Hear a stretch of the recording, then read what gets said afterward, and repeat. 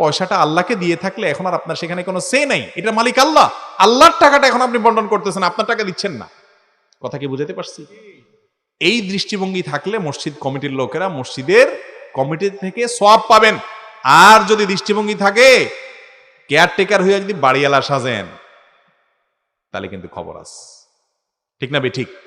Caretaker বাড়িওয়ালা থাকলে, বাড়িওয়ালা সাজলে চাকরি থাকবে? বাড়িওয়ালা যদি টের পায়, কানটা মলে বের করে দিবে না, বেটা বেয়াদব দিছি তোরে আমার বাড়ি দেখাশোনা করতে, মালিক সাজে বসছিস। ঠিক না? তো মসজিদ কমিটির লোকজন, তুমি আল্লাহর ঘরে সেবা করতে বসছো, তুমি যে মালিক সেজে বসছো। আল্লাহ দেখেন না? না দেখেন? আল্লাহ কান ধরে বাইর করতেছে না, কিয়ামতের দিন কানমলা কিন্তু মিস হবে না। এই জন্য সাবধান থাকবেন। ইমাম মুয়াজ্জিনদের সাথে শ্রদ্ধার সাথে আচরণ করবেন। আলেমদের যে অসম্মান করে, সে তার ঈমান নিয়েই তো সন্দেহ তোলার মতো কথা। আর ইমাম মুয়াজ্জিনরাও নিজেদের সম্মান রাখার মতো কাজকাম